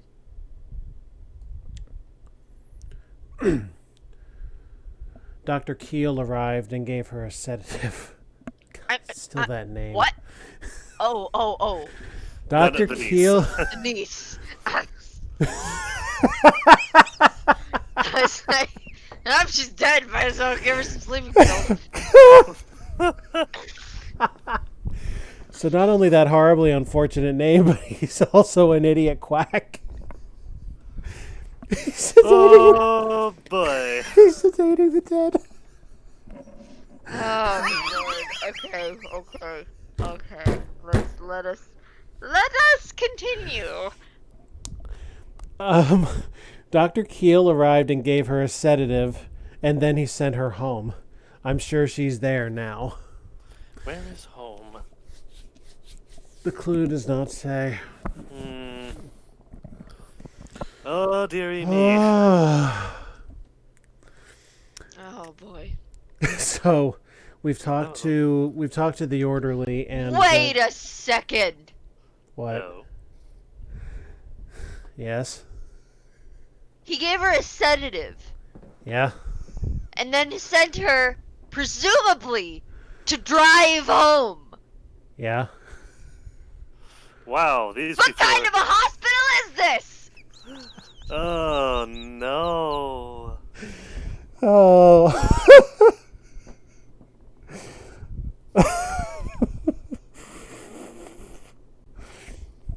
So first they can't cure a man with inoperable cancer, and now they're sending people home sedated. Oh, Man. Oh, Um, Lord.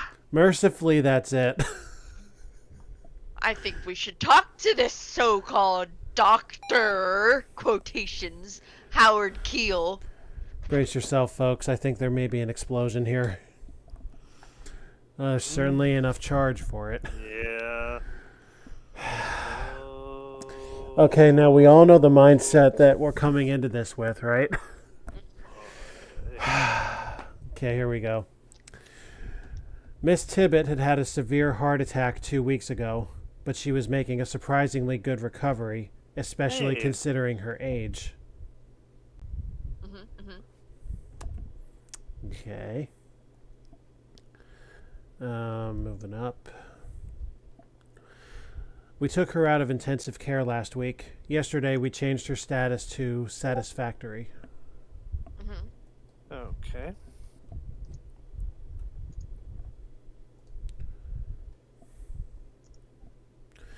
Okay. She was often visited by her 2 nephews and her niece. I believe they were her only living relatives. Okay. 2 nephews and her niece. Interesting. This next one is a semi-lead.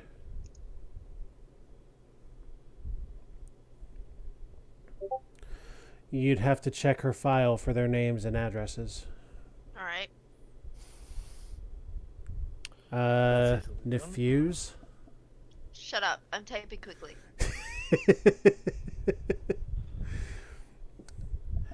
Is this last one worth anything? Oh, good. When I got to the room, her niece was hysterical. I gave her a sedative and put her in a cab for home. Okay. Oh. Okay. But that was funny. Okay. Okay. Thank you. Are you still mad at the hospital? I'll take my quotation marks back. All right. So there was an indication that should give us a lead if we follow it. Okay. Ooh. Next I think move. we should examine the room again. All right.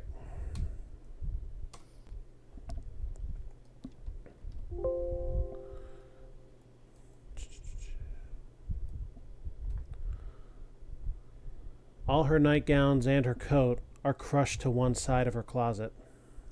Wait. Hold up. Do you see a problem with this? I do. Yes. Franklin Cleaver claims that he was the one that did all of her stuff, and she had to have it in a specific way. Yes. And And what it's not. specific way was this? That her nightgown and her coat had to be in the middle of her closet. Right. Oh. So you're insinuating the orderly didn't follow her instructions to the T? I thought this Cleaver guy was suspicious before. I was being facetious. No, I don't But know. anyway. The thing is, if Cleaver is to be trusted, then the closet should have been in a specific way, but it wasn't. So why is that?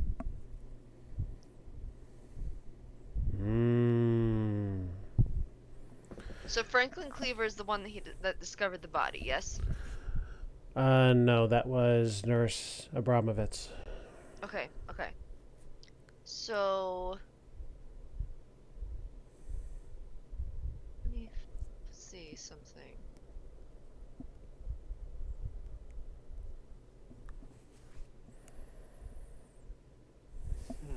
So when did Franklin Cleaver come into all this then?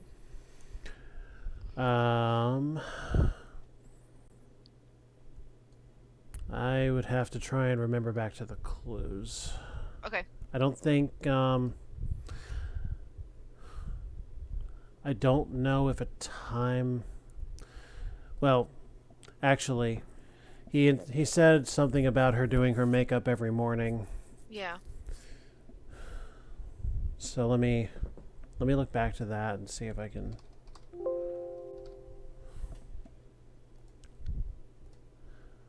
Yeah, she did her makeup every morning. She had to have her closet in a specific way, and he touched all of her undergarments. Well, gee, when you put things that way.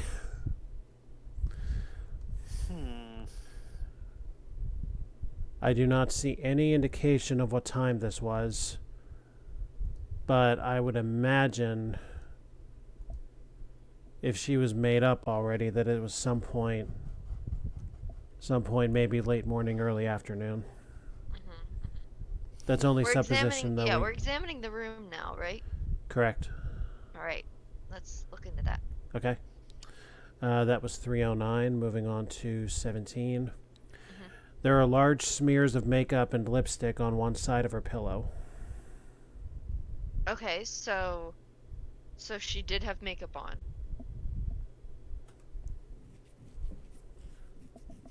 I think the autopsy is going to find that she was suffocated.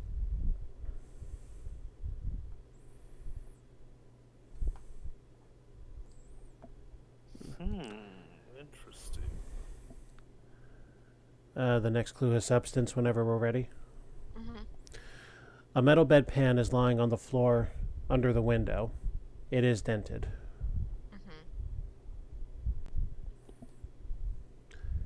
And finally... Well, seems that was finally. Okay. Okay. There's nothing here to say where the window was in relation to the bed. Right. Okay, next move. Okay, patient files. We're getting an awful lot of big ones here today. Ew.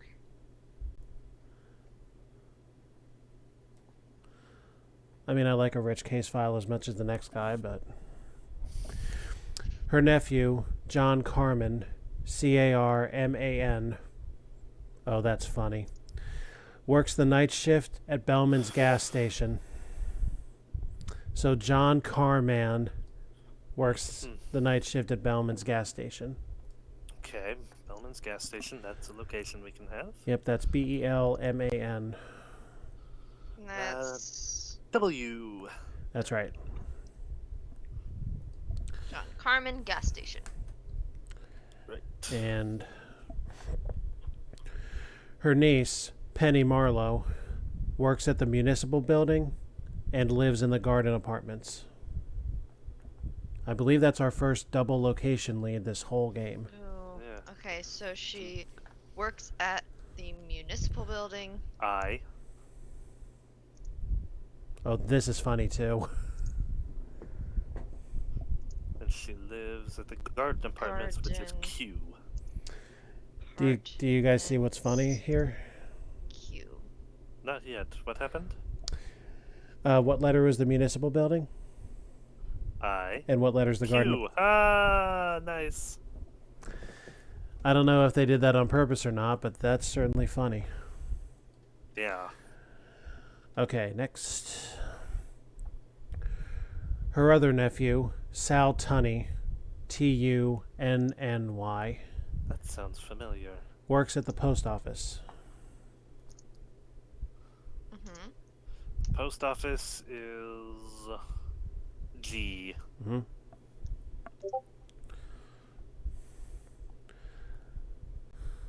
What else does the file tell us? Absolutely nothing. Okay. Tunney does not have an E. Whatever. Yeah, that's just as a point of accuracy, that's all. This game can't even be bothered to spell the names right half the time. Why should I? That's fair, but I would be remiss to not say it. Anyway. Okay. Next move. Do you think we need to look through the pharmacy, Kay? Can we get some drugs? I mean, unless you think drugs were involved in the death, which I currently doubt, but Our evidence thus far has no indication. Yeah. I would look at it just to be thorough. You want to do that? Yeah, sure. Let's go ahead and do that. By the way, speaking of thorough, the amateur detective rating reads Oh, this. right. Yes, thank you. It reads the following. You certainly took your sweet time arriving at your solution. You dallied along the way, speaking to too many people and seeing too many locations. Oh, shut up. Okay, anyway, regarding the drug room.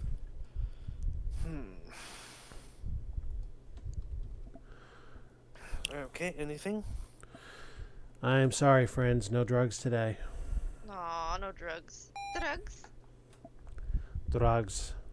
Drugs? Drugs. Drugs? Drugstore. Anyway. No drugs. Okay. Okay, so.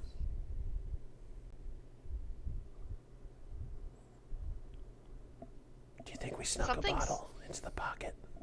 Something's fishy here. Yeah. And I don't think it's the.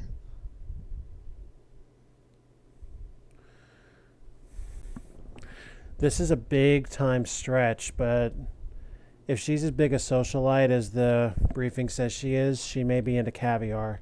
Caviar being fish eggs. Maybe she was peeing pure iodine and the bedpan smelled it, which might be the fishy thing. Get out.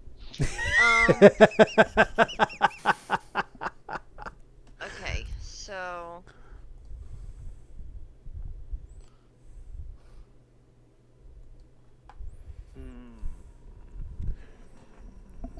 I think we need to go look at the autopsy. Because I have a sneaking suspicion that the head wound had nothing to do with her death. All right, so travel. Yeah. Yes. Destination. I believe the police station is N. N, you are correct. Mm-hmm. Yeah. Alright, autopsy report.